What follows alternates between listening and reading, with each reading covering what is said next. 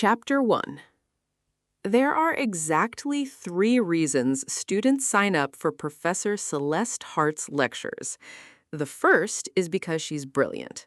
The second is because her classes are notoriously difficult. The third is because she's gorgeous. Most people pretend the third reason doesn't exist. Nobody is fooling anyone. I cut across the center quad with a notebook tucked under my arm and a travel mug of coffee warming my hands. Morning sunlight spills across red brick pathways and stretches over the old ivy-covered buildings of Blackthorn University. Students hurry between lectures carrying backpacks and half-finished breakfasts. Alphas stride confidently through the crowds.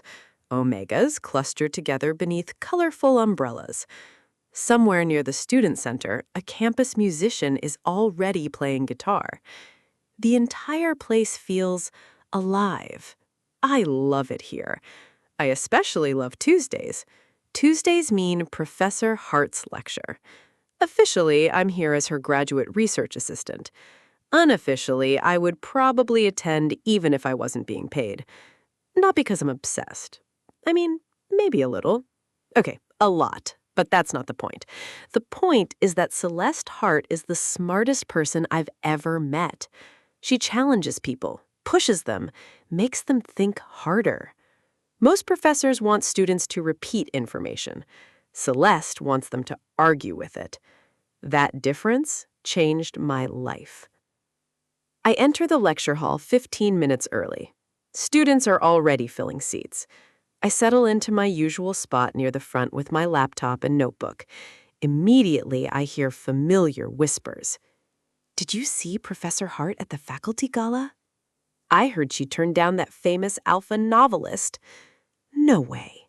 Way. My roommate works at the alumni office. How is she still single? She's an alpha.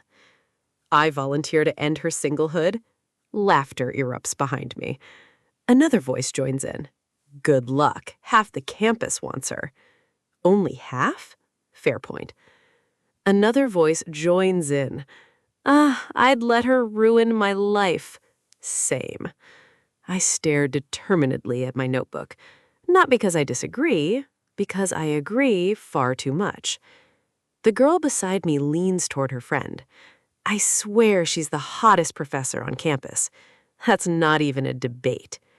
Think she has a secret partner? No chance. How do you know? Because if she did, we'd have heard about it. More laughter. I pretend to review my notes. Meanwhile, my omega senses are already anticipating a familiar scent. A scent I absolutely should not look forward to this much. The room gradually fills. Conversations buzz, chairs scrape, phones disappear. Then the lecture hall doors open, and everything changes. The volume in the room lowers, attention shifts, people straighten in their seats. Professor Celeste Hart walks inside carrying a leather satchel and a stack of books. My heart immediately forgets how to function. Every single time. Today, she's wearing charcoal trousers and a cream-colored blouse beneath a fitted navy blazer. The tailoring is immaculate. Everything she wears always looks expensive without seeming flashy. Her dark curls are pinned loosely at the back of her head. Gold-rimmed glasses rest on her nose. Confident strides carry her down the aisle. And then her scent reaches me. Sandalwood, old books, something warm beneath both. The scent settles over my omega instincts like sunlight across skin. Comforting, familiar, dangerous. I grip my coffee cup. Professional. I am a professional, a graduate assistant, not a woman who doodles little sketches of her professor in the margins of research notes. Definitely not that. Celeste reaches the front of the lecture hall. Without raising her voice, she somehow captures everyone's attention. Conversations die instantly. Laptops open, pens appear. The room belongs to her. I don't think she even realizes she does it. "Good morning," she says. The sound of her voice sends an embarrassing flutter through my chest. Today we're discussing narrative reliability and the construction of memory. A collective groan rises from the students. Celeste smiles faintly. Excellent. That means you completed the reading. Laughter follows. Even her jokes sound intelligent, which should be illegal. The lecture begins. For the next 40 minutes, I take notes while occasionally glancing up from my screen.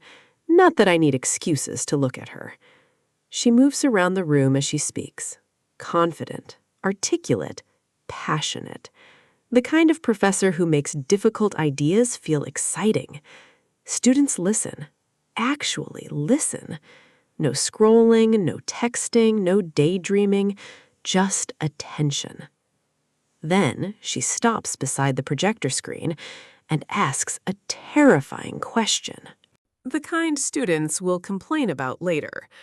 How does the narrator's selective recollection alter our understanding of guilt within the text? Silence. Complete silence. Nobody moves, nobody volunteers.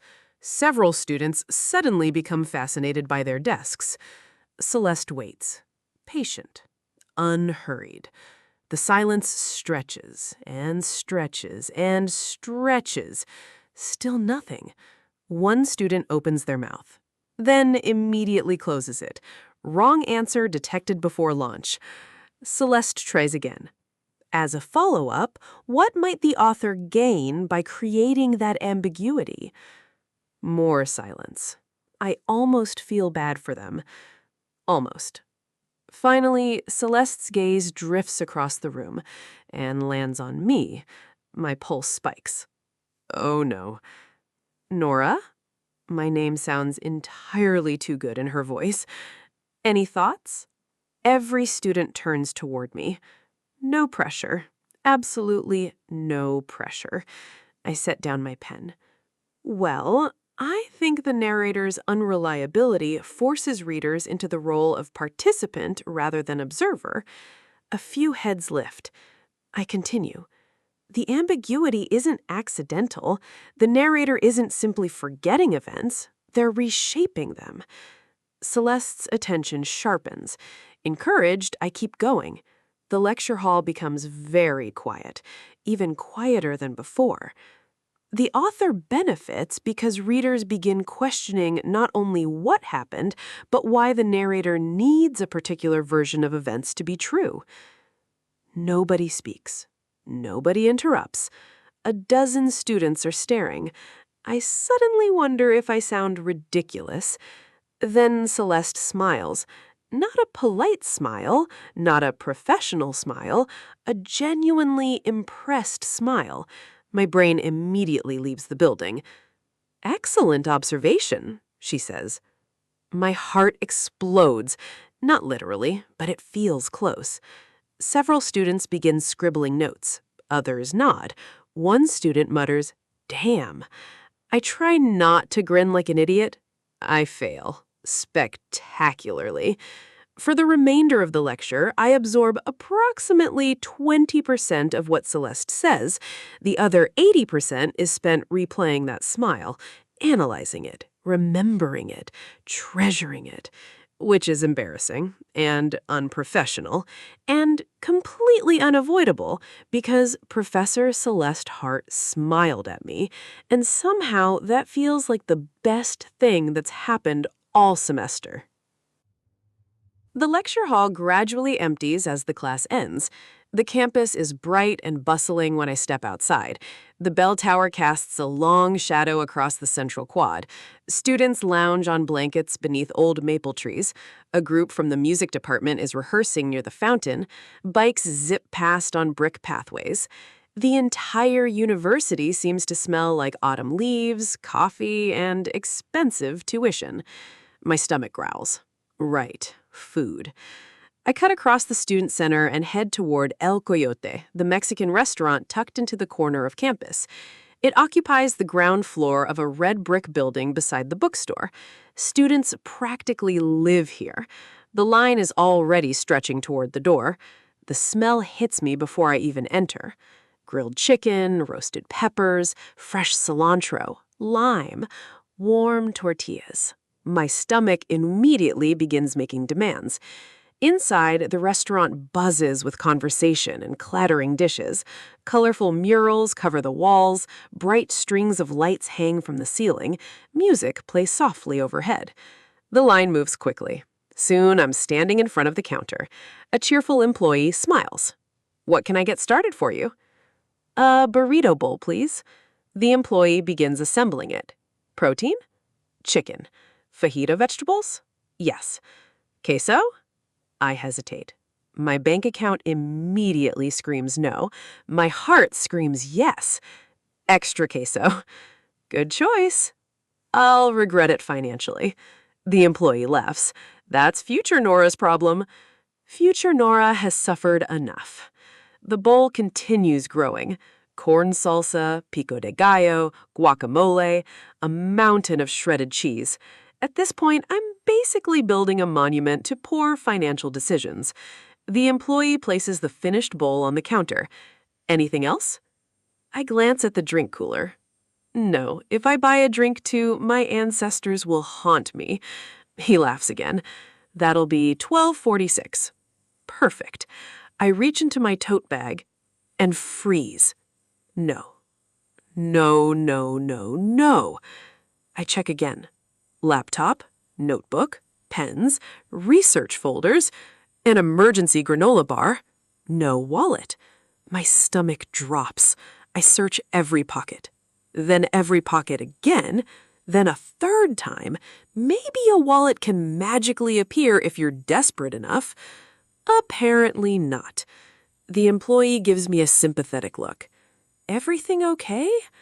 I want to dissolve into the floor. "My wallet is in my room." The words come out painfully. "Oh." "My room is 20 minutes away." Another stomach growl. Traitor. Absolute traitor. The employee winces. "I can hold it for a few minutes if you want." A few minutes won't help. By the time I walk there and back, the lunch rush will be over, and my next work shift starts soon. Wonderful. Fantastic. I stare mournfully at my beautiful burrito bowl. We had so much potential together. "I'm sorry," I say. "It's okay." Reluctantly, I start reaching for the bowl so I can hand it back. Then, a familiar scent brushes against my senses. Sandalwood, old books, warmth. Everything inside me immediately short-circuits. A voice speaks beside me. "I'll pay for it." My heart stops. I turn. Professor Celeste Hart is standing next to me. Up close, she's even worse. Or better. Definitely worse for my blood pressure. Sunlight from the windows catches in her dark curls. Her gold-rimmed glasses rest low on her nose. Her eyes are a rich amber brown that always seem to notice everything, including me.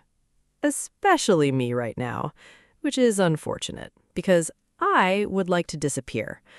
Her blazer is gone, leaving her in the cream blouse she'd worn during lecture. The sleeves are rolled neatly to her forearms. She looks effortlessly elegant, like she stepped out of a magazine for intimidatingly attractive academics. My Omega instincts practically swoon. Her scent is like a drug, and being so close to her skin, I can smell it radiating off her.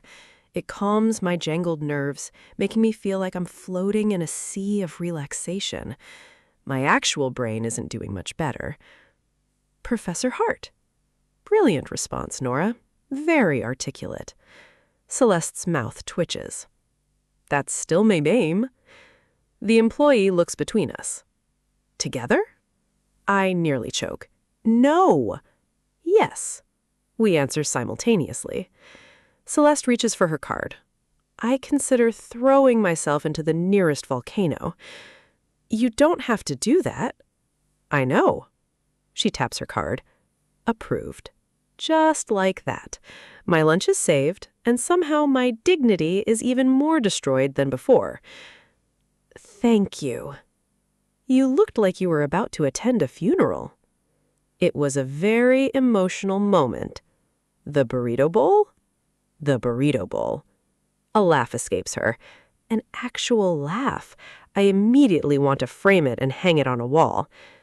The employee slides the bowl toward me. Enjoy. I will cherish it forever. Celeste shakes her head. Come sit. My brain buffers. What? I'm getting lunch too. She gestures toward the seating area. You can join me. I blink. Several times. Slowly, like a malfunctioning computer. Join you? If you'd like. If I'd like? If I'd like? Sure. My voice cracks. Wonderful. We collect our food and settle at a table near the windows. I spend the first 60 seconds pretending not to panic. Celeste appears completely relaxed. Meanwhile, I am eating lunch with the woman whose name occupies approximately 80% of my thoughts. Normal. Very normal. She takes a bite of her food, then looks at me. So, dangerous word. So, I echo.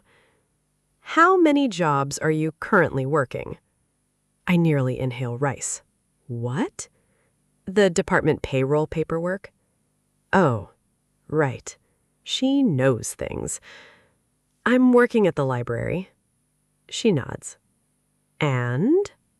I sigh dramatically. The bookstore. 2 jobs, technically, and graduate school. Technically. And a research assistantship. I point my fork at her. When you say it like that, it sounds excessive. It is excessive. I enjoy sleeping occasionally. When? I think about it. Celeste laughs. I nearly fall out of my chair. You're serious. Unfortunately, she studies me. Not critically, thoughtfully. Why? The question is gentle. I poke at my rice. My younger brother. Understanding immediately flashes across her face. You help support him. I nod. He wants to study engineering. Ambitious. Expensive. Very. So I help where I can. For a moment, Celeste is quiet. Then she says softly, That's a remarkable thing to do. Warmth spreads through my chest, because somehow her approval matters far too much. I quickly take another bite before I embarrass myself. The conversation shifts naturally after that. Books, students, the lecture, one particularly disastrous essay submission. At one point, Celeste tells me about a student who cited a movie review as an academic source. I laugh so hard I nearly choke. You rejected it? I considered retirement. Reasonable. Thank you. By the time lunch is ending, we've somehow drifted toward work, specifically the research project. The manuscript deadline is getting closer, Celeste says. Oh boy, I groan. Please don't remind me. You volunteered for this project. I was young. You volunteered 6 months ago. Exactly. Youthful recklessness. Another smile, another direct hit to my heart. Celeste opens her notebook. How is the literature review section coming? Mostly finished. Mostly? I make a face. There are a few sections I'm unsure about. Which ones? The comparative analysis chapter. She nods. I suspected as much. Was it that obvious? Only because I know your work. My pulse stumbles. Only because I know your work. Those 6 words will probably haunt me forever. I was actually wondering, I clear my throat, could I stop by your office later? Of course. I have some questions. I'd be happy to look over what you finished. Relief floods through me. Really? Really? Then she smiles, a small one. warm, genuine. I'd enjoy that. Something inside my chest immediately forgets how to function. Again. The rest of lunch passes in a blur. By the time we leave the restaurant, my burrito bowl is gone, my notebook is tucked beneath my arm, and my brain is completely occupied by 6 impossible words. I'd enjoy that. For the rest of the afternoon, they replay in my head on an endless loop. I'd enjoy that. I'd enjoy that. I'd enjoy that. Which is probably not what Professor Hart intended, but unfortunately for me, it's far too late. Chapter 2. Nora. The first thing I notice when I wake up is that something feels wrong. The second thing I notice is that my alarm has been ringing for almost 3 minutes. I groan and blindly smack my phone until the sound stops. Silence returns. Unfortunately, so does the feeling. I lie there, staring at the ceiling of my dorm room. Something is off. A cramp twists through my abdomen. Not severe, just uncomfortable. I frown. Maybe I slept weird. Another wave of nausea follows. Wonderful. Exactly what every graduate student needs before a full day of research. I sit up slowly. The room immediately tilts. My stomach protests. My muscles ache, and suddenly getting out of bed feels like a group project. I drop my head into my hands. Come on, Nora. My voice sounds miserable. I assume it's stress. What else would it be? Graduate school is basically stress with occasional homework. The manuscript deadline is approaching. I'm working 2 jobs. Midterms are coming, and I've spent the past 24 hours replaying a lunch conversation with Professor Celeste Hart like some kind of lovesick disaster. Stress seems reasonable. I force myself into the shower, then clothes, then coffee. The coffee helps, slightly. By the time I reach campus, I feel functional. Not great, functional, which is close enough. The morning passes slowly. I spend several hours in the library, then at the bookstore, then reviewing research notes. By lunchtime, the strange feeling hadn't disappeared. If anything, it's gotten worse. The cramps have intensified. Heat prickles beneath my skin, and every scent around me feels stronger somehow. I pause outside the Humanities building. A knot of unease forms in my stomach. Something isn't right, but I can't exactly skip my meeting with Celeste, not after she'd agreed to review my work. She's busy, and I don't want to seem unreliable by not showing up after I promised her I would. Just thinking about that conversation makes me smile, then immediately feel ridiculous. I take a steadying breath and head upstairs. Her door's door is open. Bookshelves line every wall. Stacks of papers occupy nearly every surface. The familiar scent of sandalwood and old books drifts through the room. Immediately, some of the tension in my shoulders eases. Celeste glances up from her desk. Her expression softens. Nora? My pulse immediately forgets its responsibilities. Hi. Very articulate. Again. She sets aside a folder. Come in. I settle into the chair opposite her desk and pull out my notes. For the next 15 minutes, everything feels normal. We discuss citations, research methods, comparative themes, the manuscript. At one point, Celeste compliments a section I'd written. I spend the next 2 minutes trying to not look too pleased. Then another cramp hits. Hard. My hand tightens around my pen. Celeste notices immediately. Her brow furrows. Are you all right? Fine. Lie. A very obvious lie. Heat rushes through my body. My skin suddenly feels too warm. The room feels smaller. The air feels thicker. And beneath everything else, panic. A horrifying realization begins forming. No, that can't be it. Absolutely not. My suppressants. I took them, didn't I? I try to remember. The answer arrives a second later. Not recently enough. Oh. Oh, no, no, no, no. My stomach drops. A wave of dizziness crashes through me. The pen slips from my fingers. Celeste goes completely still. Her expression changes instantly. Sharp, focused. Alpha. Nora. The way she says my name makes my heart sink. Because she knows. I know. We both know. Heat. My heat is starting, right here in Professor Hart's office. I want the earth to swallow me immediately. I am so sorry. The apology bursts out before I can stop it. Mortification floods through me. I didn't realize. I thought I was sick. I didn't mean... Nora? Her voice is calm, steady. I still can't look at her. I'm so sorry. A warm hand settles gently on my shoulder. The simple touch stops my spiral. Not completely, just enough. When I finally look up, Celeste is watching me with concern. Not annoyance, not frustration, concern.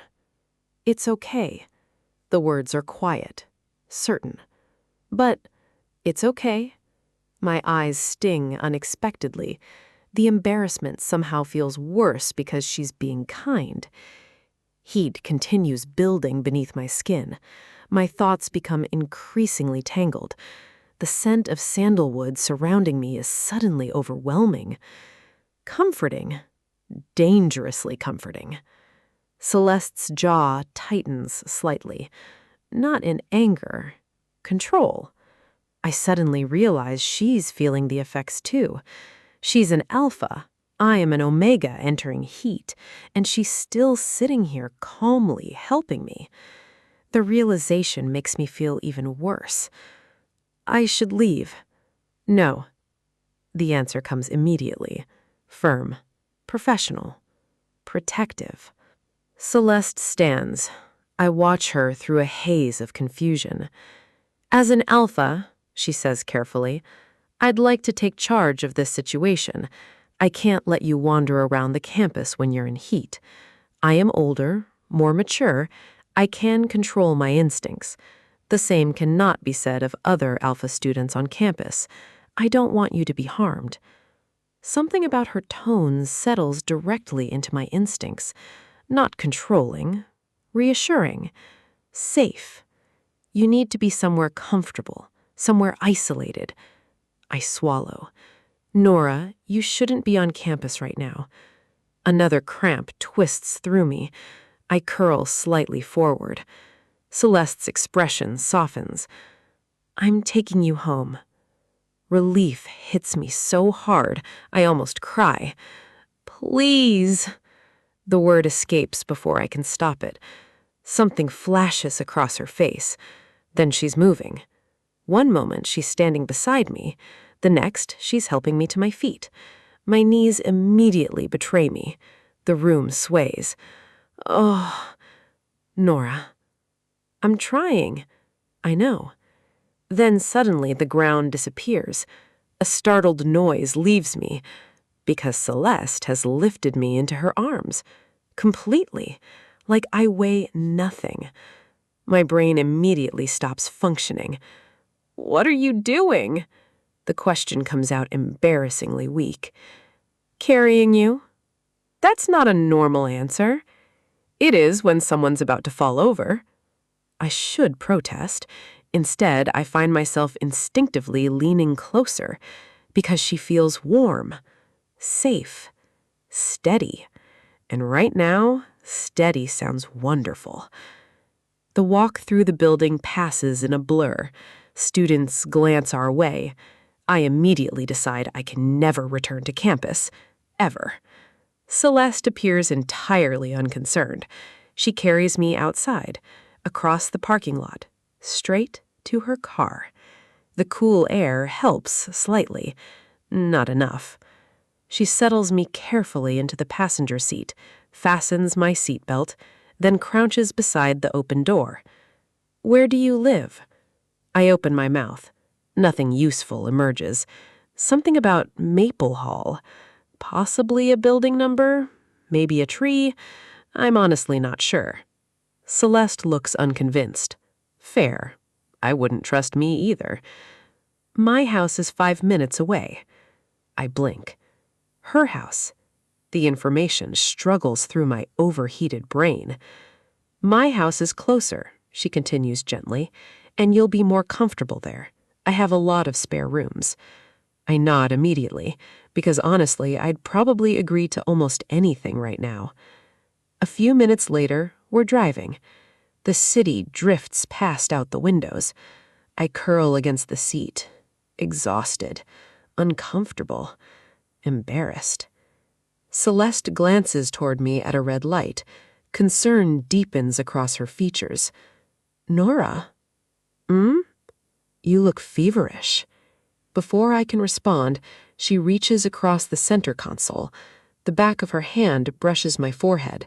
The contact is brief, innocent, yet somehow it makes every nerve in my body notice. Her eyes widen slightly. "You're burning up." Heat blooms across my cheeks, ironically. "I'm sorry." Celeste sighs, a long, suffering sound. "Nora? What?" "Stop apologizing." I stare at her, confused. "You haven't done anything wrong." The words hit harder than they should. My throat tightens. "Your biology is beyond your control." I look away.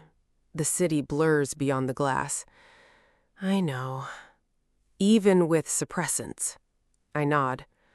Silence settles between us. Gentle, not awkward. Then, unexpectedly, the car pulls into a small parking area. Celeste puts it in park. For a second, I think we've arrived. We haven't. Instead, she turns toward me, concern still written across her face. "Nora, you can, if it helps, I think you can rest your head against me." I look up. Without hesitation, she opens her arms. The invitation is obvious. My breath catches. For a moment, I simply stare. Then every instinct I possess wins. I lean forward, and Celeste wraps her arms around me. Warmth surrounds me instantly, steady, comforting, safe. I don't realize how tense I've been until the tension starts melting away. Her scent surrounds me. Sandalwood, books, home. One of her hands settles between my shoulder blades. Gentle, reassuring. Everything about the embrace feels romantic. I'm living my wildest romantic fantasies being hugged by the alpha professor I had a crush on. But I know she's just being kind, which somehow affects me even more. My hormones are intent on misconstruing what's happening between us as sexual and romantic. I feel a deep yearning low in my stomach, the yearning to be loved and cherished by an alpha like Celeste. My eyes sting. I tuck my face against her shoulder. "Thank you for this." The words come out muffled. She squeezes my shoulder lightly. "You don't need to thank me." "I do." "No." A pause. Then more softly, "You don't need to apologize for being an Omega either." Something in my chest aches, because nobody has ever said that to me before. Not like this, not with such certainty. I close my eyes. For a brief moment, wrapped safely in Celeste's arms, the discomfort eases. The panic quiets. The world slows. And despite everything happening around me, despite the embarrassment and confusion and heat beginning to overwhelm my body, I feel safe. Safer than I have in a very long time. My muscles begin to relax. My body temperature drops as Celeste's alpha pheromones trick my body into thinking that I'm going to be mating soon, which I desperately want to do. With Celeste, it would be heaven to feel her skin against mine, feel her kissing my body and claiming me. But I'm not an idiot. I know fantasizing about my professor is not going to make it a reality. Eventually, Celeste pulls back just enough to look at me. Her expression is warm, protective. Ready? I nod. She starts the car again, and 5 minutes later, we head toward her house. Chapter 3. Celeste. Nora is adorable when she's in heat. The thought appears uninvited the moment I park in my driveway. I immediately try to ignore it, unsuccessfully. The poor Omega is curled into the passenger seat, flushed from fever and exhaustion. A few loose strands of chestnut hair have escaped her braid and cling to her cheeks. Her eyes are heavy with fatigue. She looks vulnerable, trusting, like someone I want to protect. Something in my chest tightens.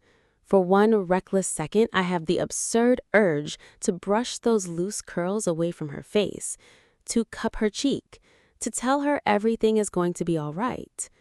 I firmly remind myself that Nora is exhausted, uncomfortable, and depending on me. Nothing more. I have gone far too long without anyone sharing my life. That is all this is. Loneliness. Nothing else. Absolutely nothing else. I step out of the car and walk around to her side. Nora. She blinks up at me. We're here. Oh. She looks around vaguely, then smiles. You have a house. I stare. That is generally how houses work. Nora laughs softly. The sound is sleepy and genuine. My heart does something deeply inconvenient. I open the door. The moment she tries standing, her knees wobble. Without hesitation, I scoop her back into my arms. A faint squeak escapes her. I pretend not to hear it. The front door opens onto warm amber lighting and familiar silence. Home. Or at least what has always passed for home. The house isn't particularly large, just comfortable. Bookshelves line nearly every wall. Stacks of novels occupy tables. Academic journals seem to reproduce overnight. The scent of old paper and sandalwood lingers in every room. I've always liked it, but as I carry Nora inside, I suddenly become aware of how empty it usually feels.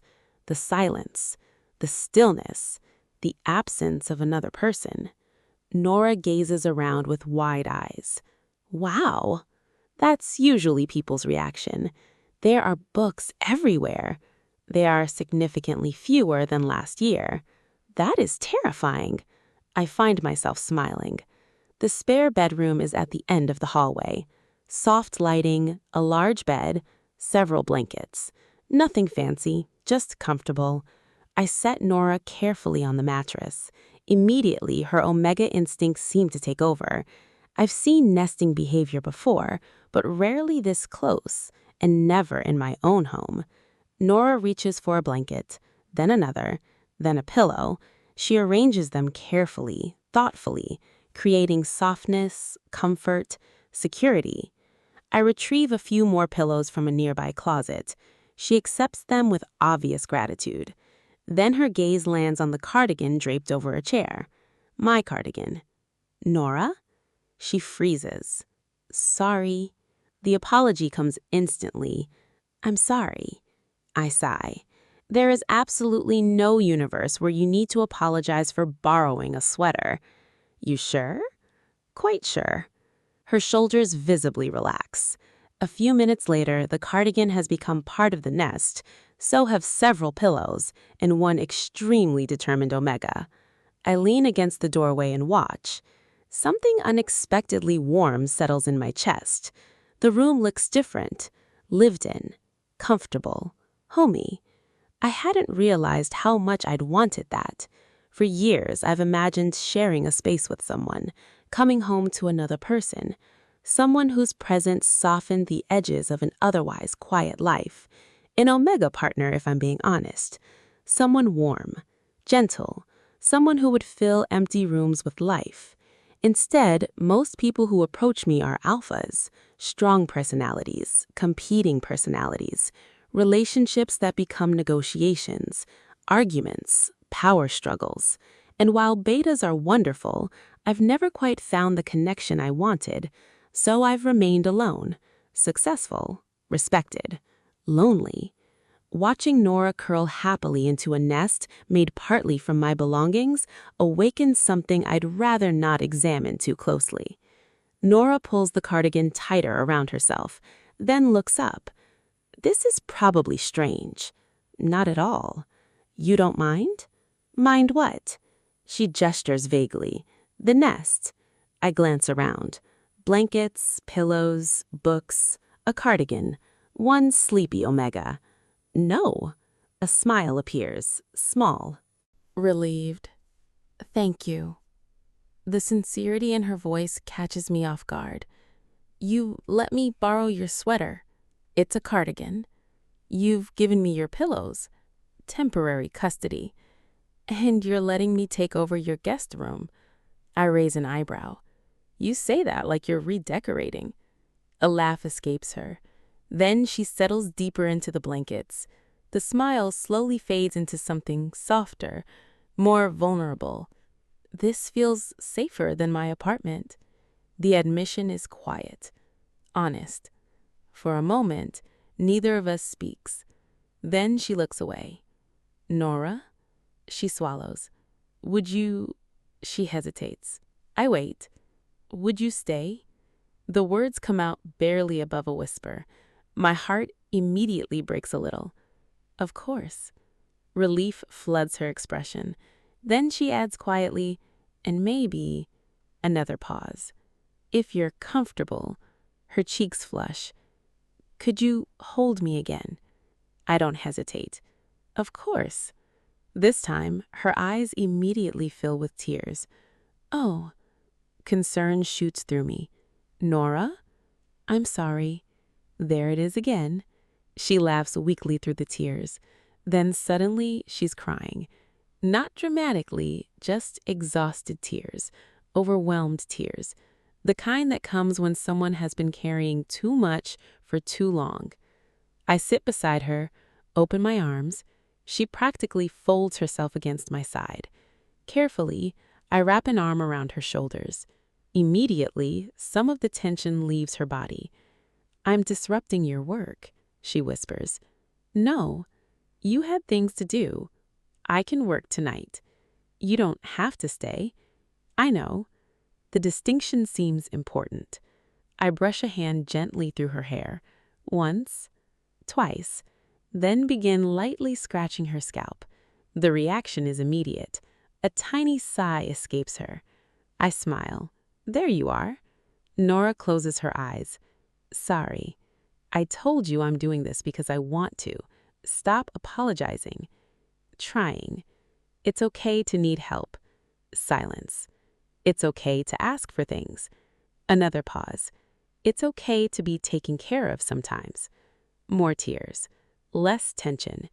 Nora presses her forehead against my shoulder. You're so kind.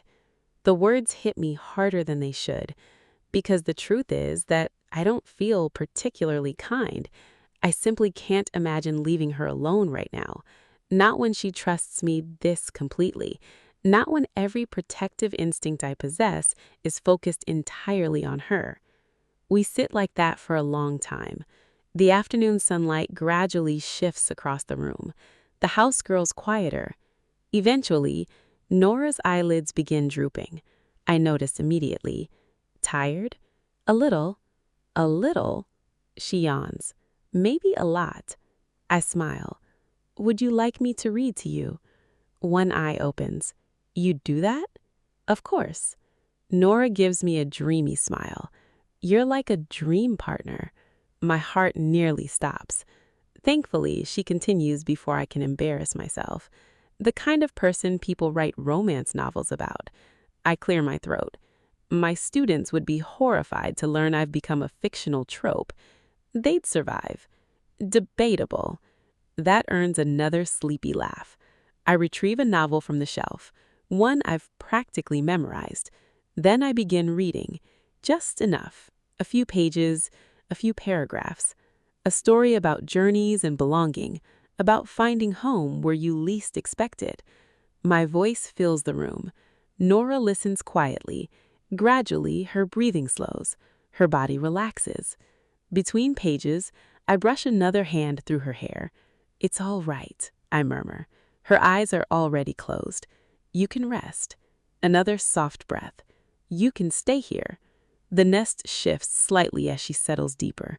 I'll be here. Her fingers tighten briefly around the sleeve of my cardigan, then loosen. Sleep arrives moments later. I lower the book.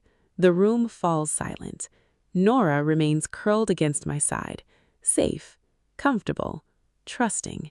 For a long moment, I simply watch her and realize something unsettling, something dangerous, something I should probably address immediately. This is no longer simple concern for a colleague, no longer ordinary protectiveness, no longer professional responsibility. Somewhere between carrying her to my car and watching her build a nest in my guest room, something changed. I don't know exactly when. I only know that as I look down at the sleeping Omega curled against me, my house feels warmer than it has in years. And for the first time in a very long time, it doesn't feel empty. That realization should worry me. Instead, it feels remarkably like hope. Chapter 4. Nora. The first thing I notice when I wake up is that I feel human again. The second thing I notice is that I'm wearing Celeste's cardigan. The memory arrives all at once. The heat, her office, being carried, the car, the nest, crying, asking her to hold me, asking her to stay. Oh no, oh no. I bury my face in a pillow. Mortification immediately floods my bloodstream. I remember clinging to her, cuddling against her side, falling asleep while she read to me, like some helpless Omega from a romance novel. I make a strangled noise into the pillow. Wonderful. Fantastic. I can never look her in the eye again. My life is over. A few seconds later, I peek out from beneath the blanket. Unfortunately, my life is not over, which means I have to face her. Oh, groan. The nest surrounds me. Blankets, pillows, the cardigan. Everything smells faintly of sandalwood and old books. Comforting. Safe. Dangerously comforting.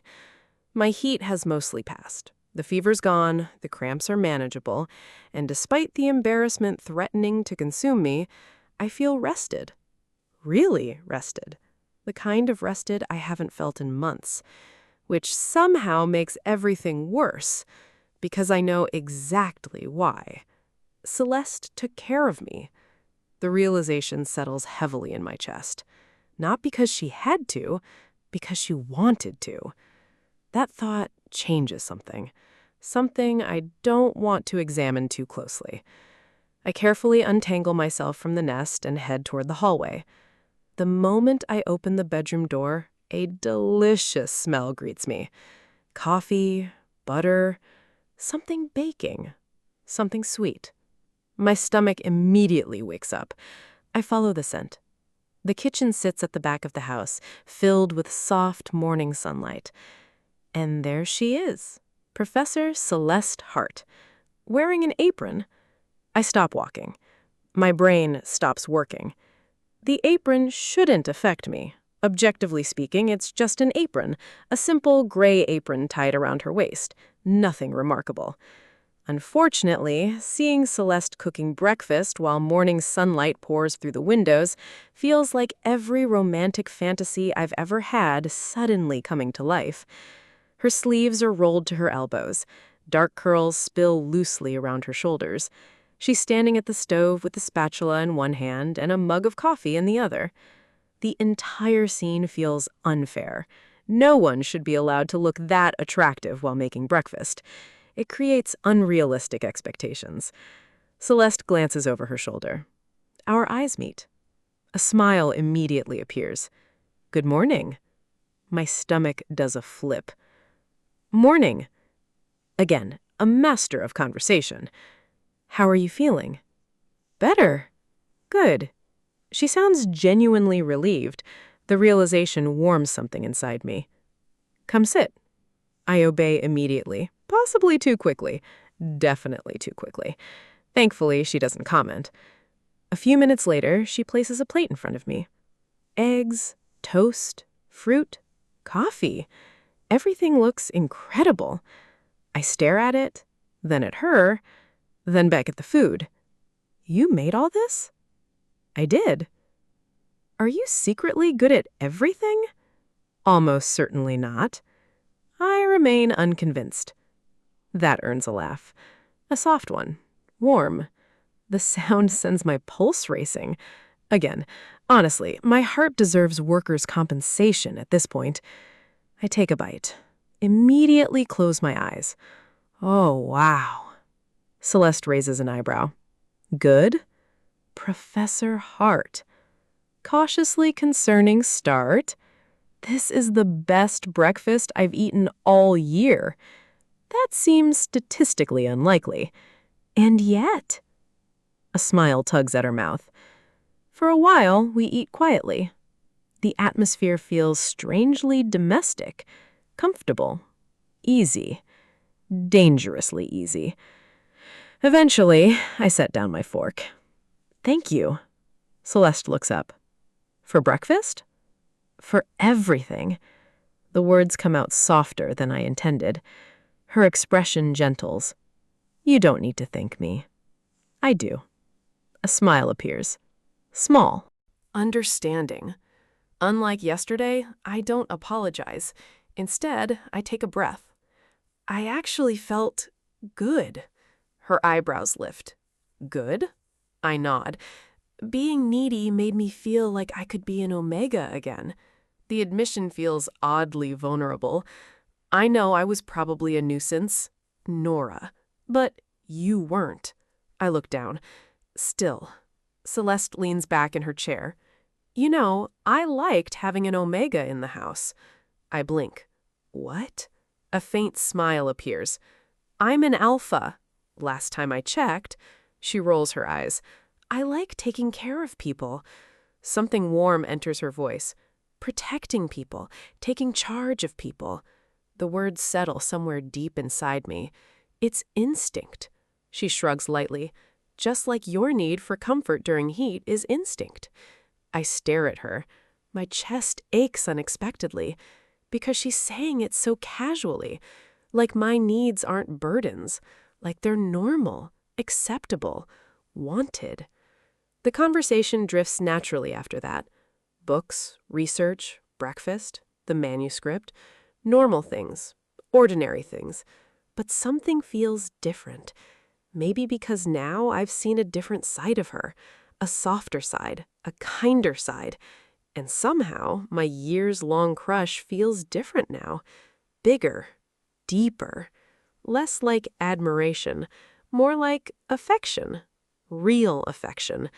The kind that sneaks up on you, the kind that settles beneath your ribs and refuses to leave. Before I can stop myself, the words escape. I like you. Silence. The moment freezes. My brain finally catches up. Oh no. Oh no, no. Abort. Abort immediately. Unfortunately, the sentence already exists. There is no retrieving it. Celeste blinks, then laughs gently, not mockingly, not cruelly, just amused, warm, comfortable, like she assumes she understands exactly what I mean. You're not the first student who said that. The words hit me like a physical blow. My stomach drops. The room suddenly feels colder. Because she doesn't understand. At all. She thinks I mean admiration. Academic admiration. Professional admiration. The harmless kind. Not this. Not the way I notice her laugh, or remember every conversation, or secretly look forward to Tuesdays, or how safe I felt in her arms yesterday. Not any of that. Just a crush, a joke, a passing comment, something countless students have probably said before, something ordinary. My chest tightens painfully. Oh. The single syllable comes out smaller than intended. Celeste doesn't seem to notice, or perhaps she notices and misinterprets it. I promise it's not uncommon. She smiles reassuringly, which somehow makes it worse. because she's trying to make me feel better, and she doesn't even realize she's broken my heart a little. I should explain.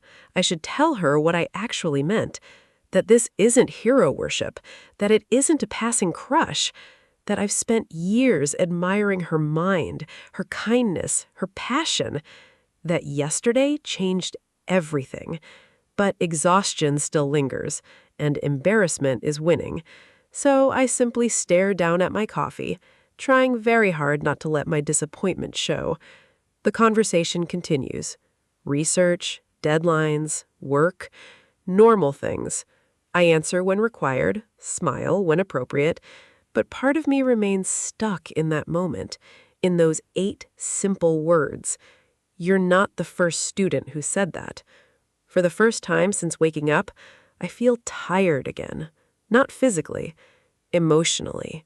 Because somehow, despite everything that happened yesterday, Celeste still has no idea what she means to me, and I'm suddenly terrified she never will.